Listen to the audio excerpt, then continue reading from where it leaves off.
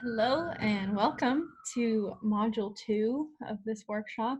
And so this is the photo from the discussion board that you've already looked at, but I just wanted to talk about this just for a moment. I mean, one of the most striking patterns to me about sea surface temperature is the latitudinal coherence.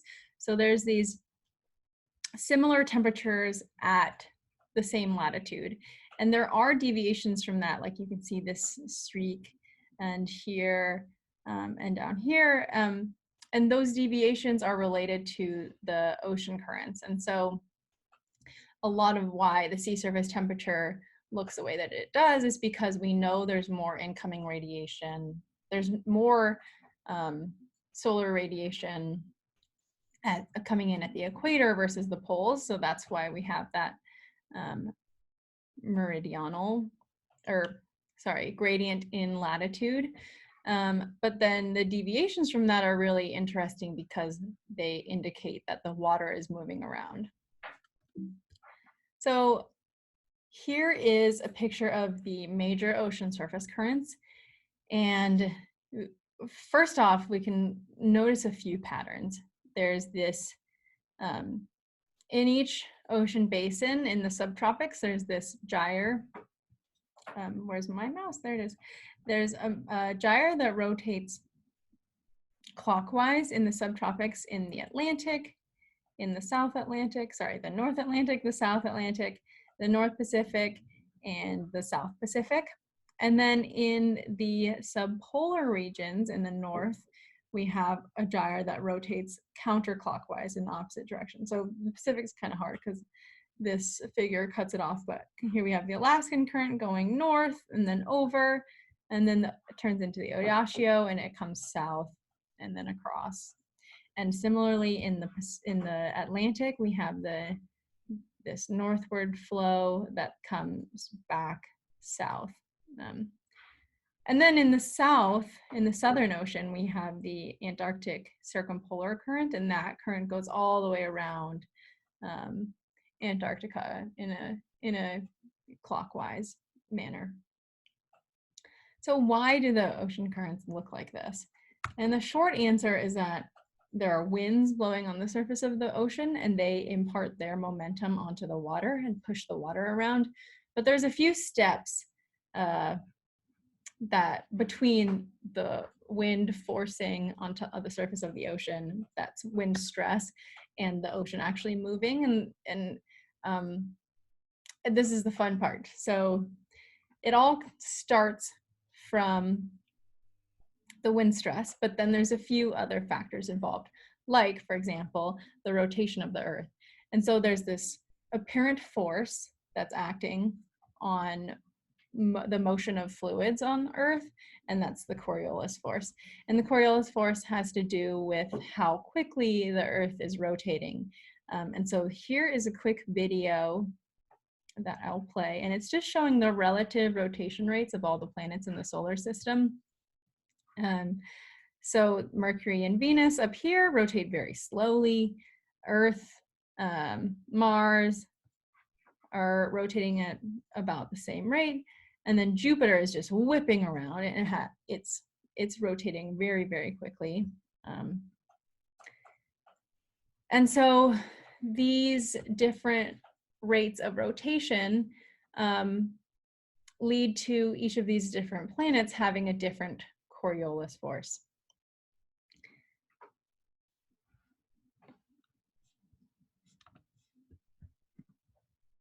Oops.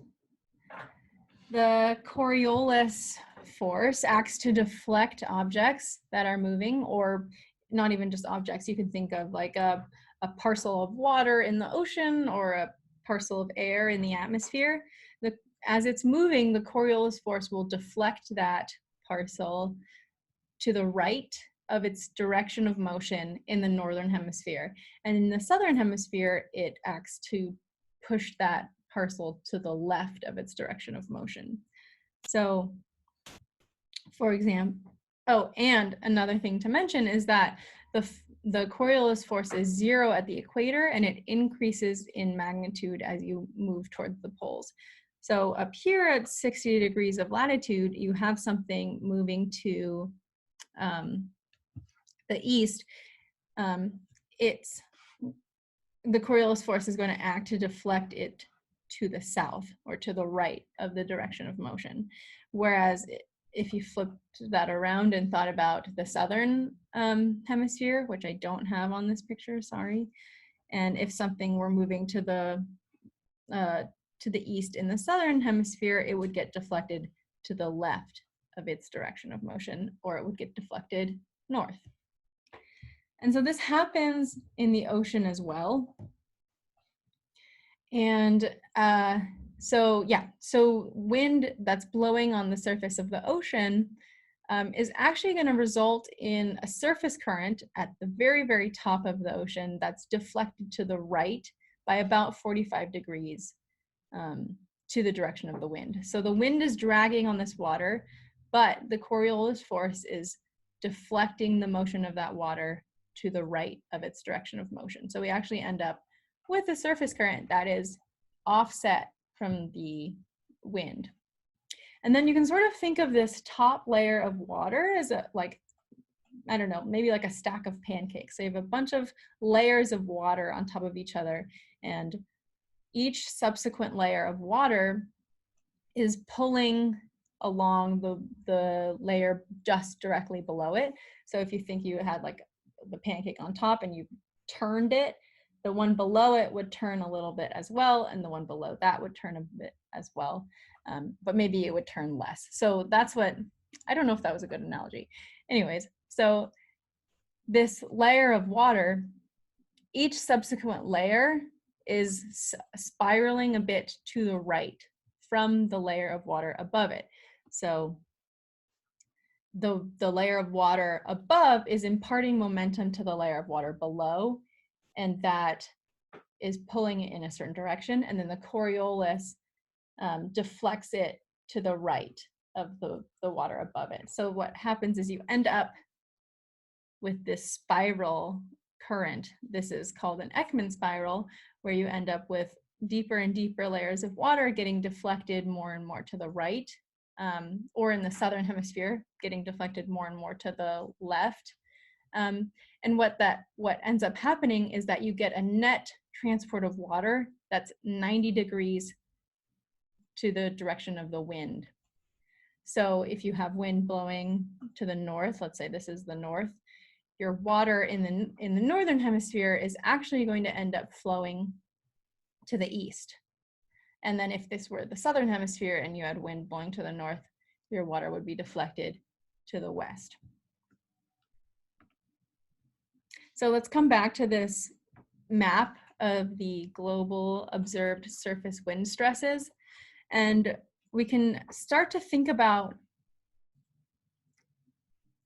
the force balance of the wind stress and the Coriolis force on that results in a movement of water. And so we can look at here, the wind is generally blowing to the east. And so in the northern hemisphere, what that results in is a net transport of water to the south.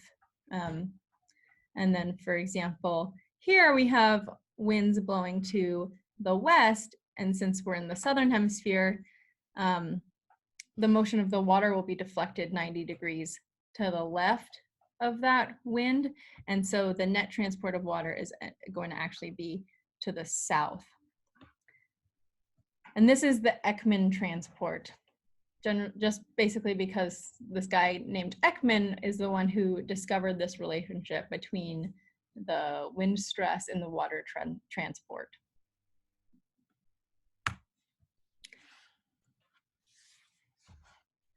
And then, because there's a net transport of water, and in certain areas, like where we have two arrows pointing at each other, here, here, here, we get convergence of water. So water is all coming to this area. And then there are certain areas like where the arrows are pointing away from each other, where we get a divergence of water.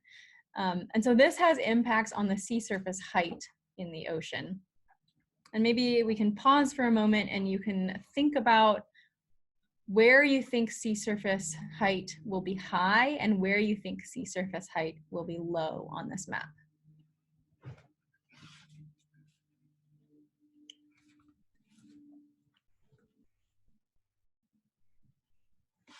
So the sea surface is piled up into hills by the Ekman transport. So if we start with a flat sea surface and then we have wind that's blowing towards us, so that's what this dot in a circle is supposed to represent. It's coming out of the screen. What ends up happening is that we get, in the northern hemisphere, we get Ekman transport to the right of the wind. So that's actually, since the wind's coming towards us, the Ekman transport is going to result in a net transport of water to the left on this page, or on this screen. And that's going to pile up the sea surface to be higher over here than over here. And so here is a map of the 10-year average sea surface height anomaly. And in places where there's convergence of Ekman transport, we have arrows pointing to each other, we have sea surface highs, and places where we have divergence of Ekman transport, and we have arrows pointing away from each other, that's where we have lows.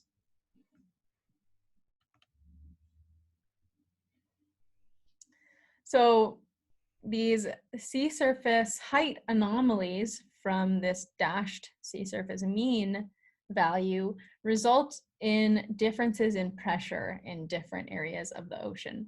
So there's areas where there's more water. If we look at this depth down here, there are areas where there's more water above us, right here, and that results in higher pressure at a certain level in the water column.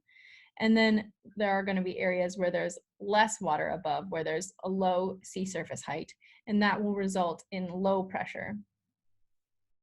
And then the water is going to want to move down gradient, down pressure gradients, and that's the pressure gradient force.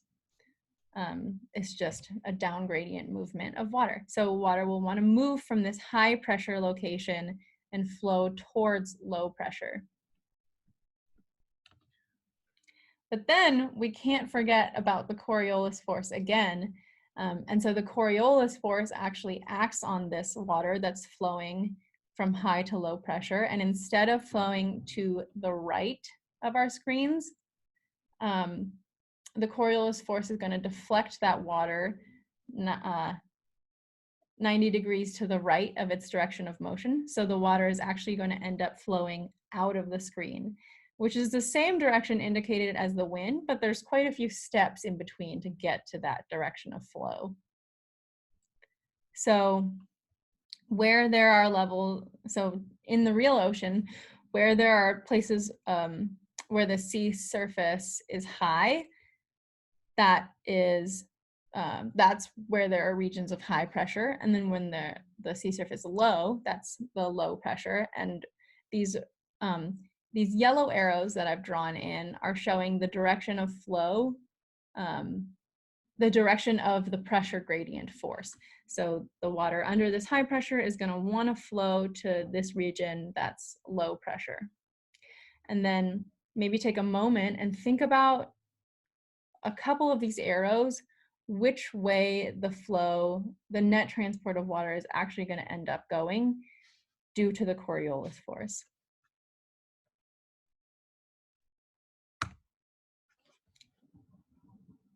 So as I was saying, as the water moves from high to low pressure, the Coriolis force deflects the water. So in the northern hemisphere, the Coriolis force deflects it to the right of the direction of motion.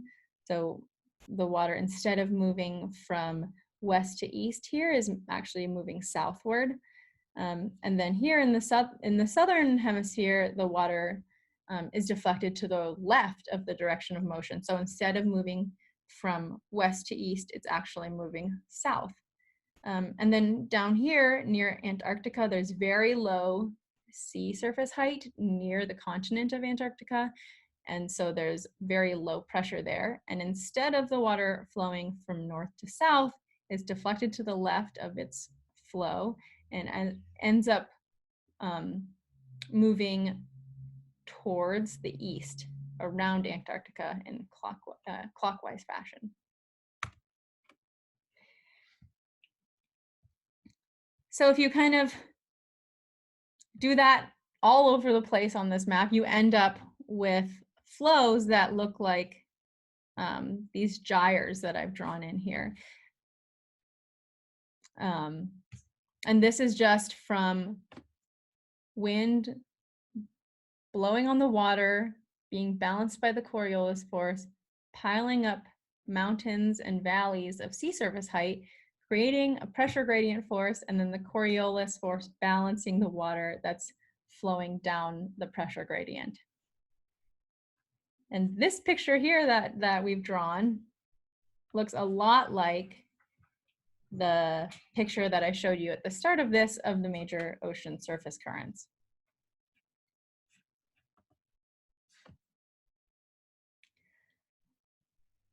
Now, the ocean isn't just moving water around. That water also has a lot of heat in it. And so the water that's moving is actually transporting a lot of heat and transporting a lot of energy.